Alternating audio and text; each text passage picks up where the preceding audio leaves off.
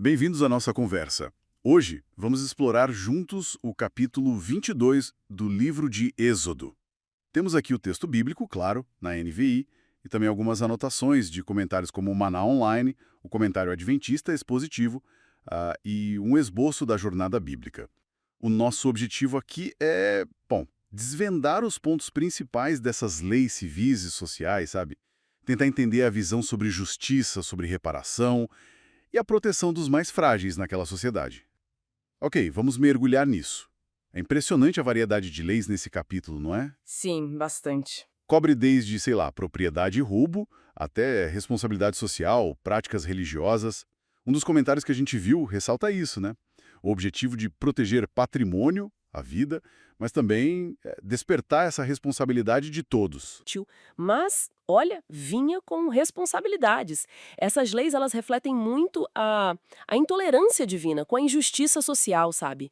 Como os recursos eram usados, como as pessoas eram tratadas, tudo isso importava. Vamos começar então pelas leis sobre propriedade. São bem específicas.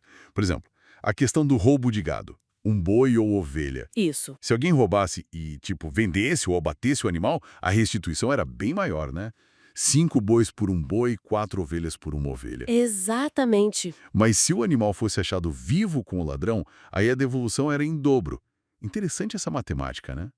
Parece feita para desincentivar mesmo. Sem dúvida. E o que chama atenção, e as fontes que a gente consultou destacam isso, é o foco na restituição, na compensação para a vítima. Não era só punir, entende? A ideia era, de fato, reparar o dano. E, claro, tornar o crime economicamente inviável. A conta simplesmente não fechava para o ladrão, como uma das fontes até comenta. A jornada bíblica até joga a pergunta, né? Será que uma restituição em dobro hoje teria impacto na criminalidade? É uma reflexão válida, né? Sobre o poder de dissuasão da reparação em si. Mas falando em ladrão, tem aquela parte um pouco mais dura, talvez, a possibilidade de vender o ladrão se ele não pudesse pagar a restituição. Esse é um ponto que gera discussão, pode parecer um contraste com a ideia só de reparação. Talvez fosse uma medida extrema, né, para garantir que a vítima não ficasse totalmente no prejuízo. Mostra a seriedade da reparação, mesmo que por meios que hoje, bom, nos parecem bem severos. É verdade.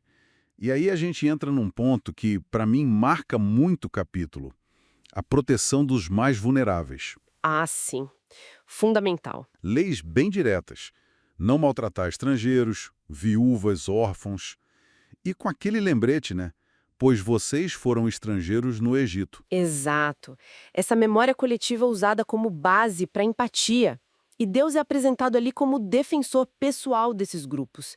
O texto é muito enfático, né? Se eles clamarem a mim, eu certamente atenderei. E as consequências para quem oprimisse. Uau! Ira divina, morte à espada. Bem direto ao ponto. Sinaliza a centralidade da justiça social dentro da aliança com Deus. Não era um detalhe, era essencial. E tem também a questão dos empréstimos, né?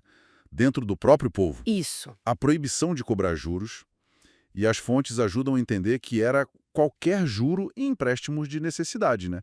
Não só os abusivos. Exatamente, era para ajudar, não para lucrar em cima da dificuldade do outro. E aquele exemplo do manto. Ah, o manto penhorado tinha que devolver antes do pôr do sol. Exatamente, porque podia ser a única coberta da pessoa para a noite. É um exemplo tão concreto de misericórdia, né? E a justificativa divina, quando ele clamar a mim, eu o ouvirei, pois sou misericordioso. Essa preocupação constante com quem não tinha como se defender. Levanta aquela questão, como uma das fontes sugere, quem são os vulneráveis hoje? Como esses princípios se aplicam agora? A honestidade nos negócios, a justiça, tudo isso como testemunho de fé, né? Saindo um pouco dessas relações diretas entre as pessoas, o capítulo também lida com a relação da comunidade com Deus, com a santidade do povo, certo? Com certeza, isso fica bem claro na condenação forte de práticas que iam contra a aliança. Idolatria, por exemplo, definida como sacrificar a outros deuses, e a feitiçaria, ambas com penas bem severas, até de morte. Tinha também leis sobre sedução, bestialidade e sobre o respeito a Deus e às autoridades constituídas. Blasfêmia era algo sério.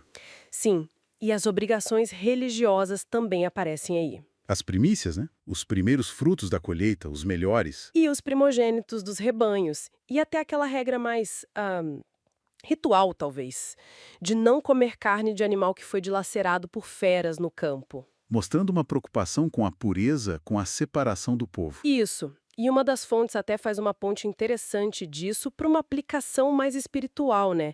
Falando do Israel espiritual, os cristãos tendo essa responsabilidade de alcançar e cuidar dos desamparados espiritualmente. Uma analogia interessante. Então, resumindo tudo isso, o que a gente pode tirar de Êxodo 22? Parece que é um esboço de um sistema legal que buscava, acima de tudo, uma sociedade justa sob o olhar de Deus, né? Exato. Com uma ênfase muito grande na reparação do dano, na proteção ativa de quem era mais frágil e numa responsabilidade de cada um com a comunidade e com Deus. Perfeito. E talvez a reflexão final que fica a partir dessas fontes é sobre esse equilíbrio delicado e que continua atual, né? Como é que uma sociedade consegue equilibrar os direitos de cada um, tipo direito à propriedade, com essa responsabilidade coletiva de cuidar de quem precisa, de garantir justiça para todos? Fica essa provocação, eu acho.